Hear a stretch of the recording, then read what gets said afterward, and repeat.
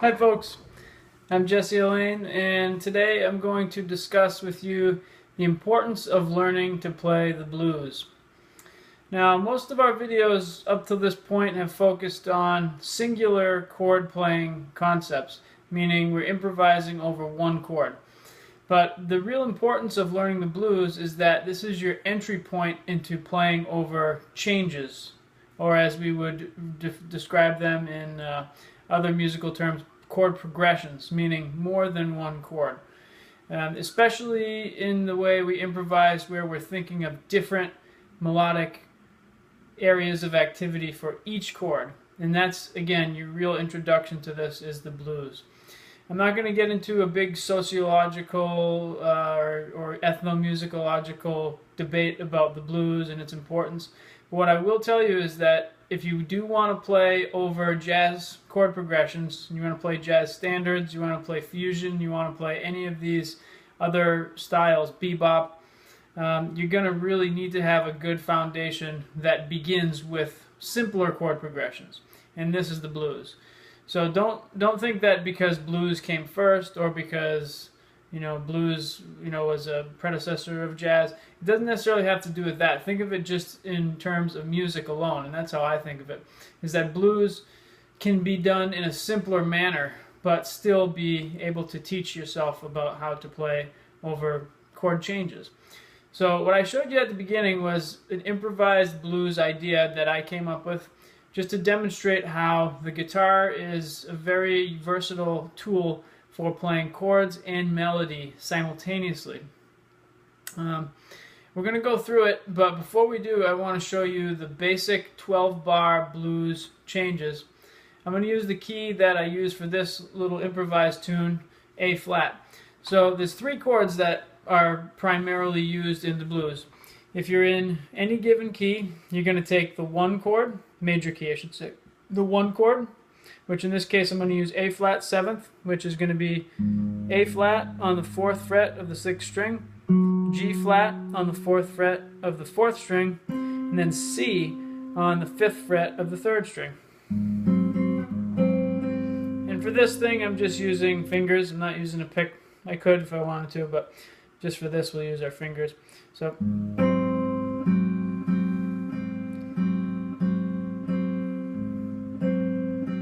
going to switch to a D flat,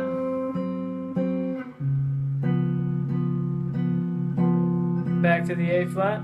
I'll go over these chords in a minute. And then an E flat, same shape as the D flat 7, back to the D flat, and back to the A flat, and then hit that's called the turnaround measure because it brings you back to the beginning of the form. In jazz, we call this a chorus, meaning you go through it one time, that's considered one chorus. So one round of 12 measures with those particular chord changes is considered a chorus. And why do we refer to it as a chorus? Well, it's important because when we're soloing, we'll say, okay, you're going to take two choruses, and then I'm going to take two choruses of solo playing. So that's where we tend to use that term. But, okay, the D flat 7 chord, 5th string, 4th fret, D flat, then 3rd string of the 4th, 3rd fret of the 4th string is the F, and then finally the 4th fret of the 3rd string is your C flat note, which is actually enharmonic to B. Looks like that. And then your E flat shape, you just move that up 2 frets, getting E flat, G, D flat. So So you get a 1 chord, a 4 chord, and a 5 chord. So let's go through that again. Real basic here. I'm just going to play quarter note chords. I'm going to count out each measure so you can feel where the pulses are and you can feel where the changes happen. 1, 2, 3, 4. 1, 2, 3, 4. 1, 2, 3, 4.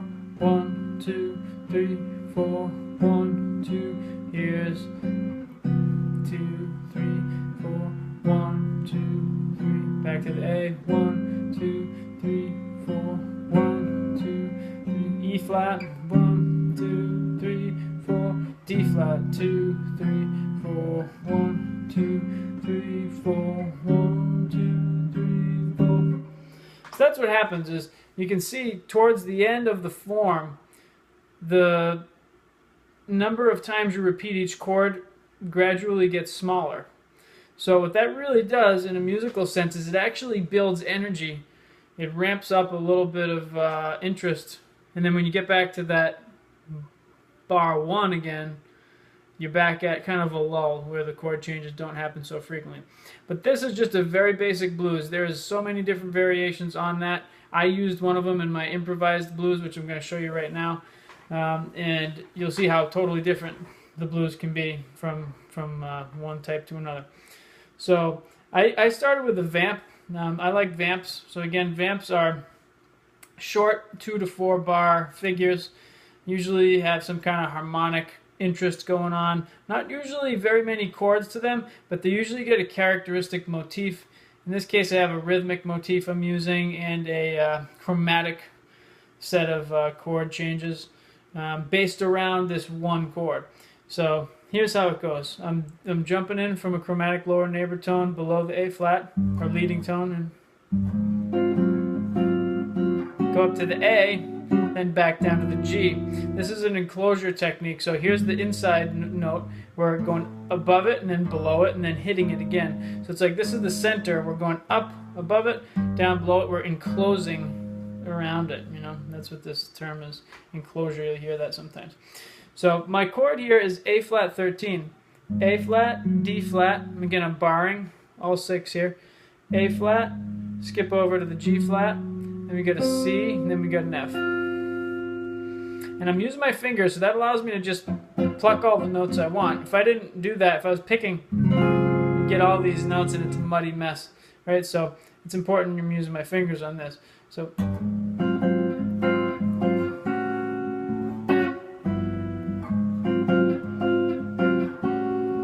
going to slow it down.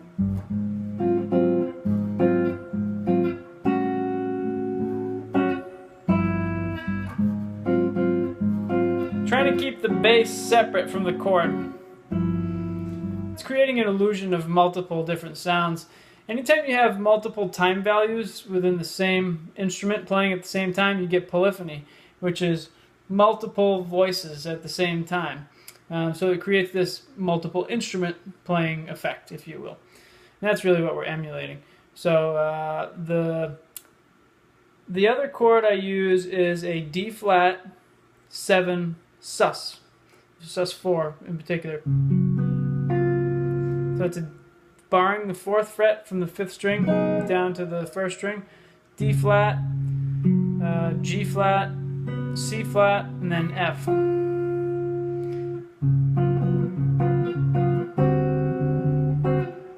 Same pattern. D flat sus, D flat 7 sus, D 7 sus, C 7 sus, back to that A flat. Then this is an E flat 7, sharp 9, sharp 5. So it's like that Hendrix chord everybody knows. Although he didn't really invent it, so I don't even know why I call it that, just because everybody knows it as that. Anyway, all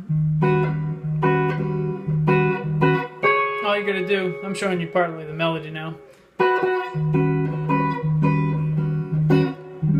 Then we lower that sharp 9 and sharp 5 to a flat 9 and flat 5. So how do you play this chord? E flat, and then you're going to bar from the 4th string down to the 1st string. E flat, G, D flat, E natural, A natural. So all kinds of altered sounds is what that is. So we're going to look at the melody now. So I'm hammering on that E flat to that F and then hitting that A flat in the top. You're going to play the chord tones quieter. What did I do there? That's straight out of the minor pentatonic. This part is a natural 6, so not quite. You could say Dorian mode too if you wanted to. But anyway, so this is the first time. Chords quieter, melody louder. Let them hold, let them ring. Same thing in there. Back to the A flat.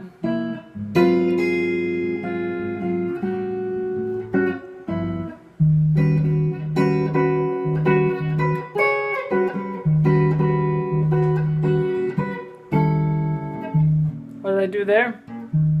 A rolling technique, right? Look up close.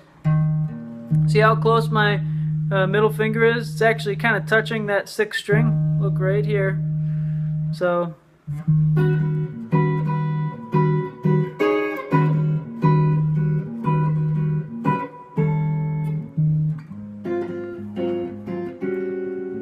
it's all about getting that finger prepared for where it's going. Again.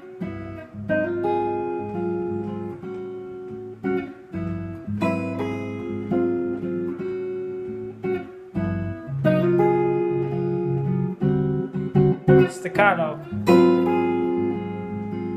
Ready?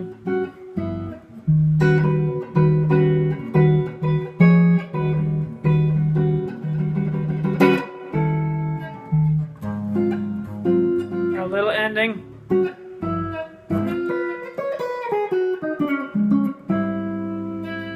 Just did a bluesy minor pentatonic.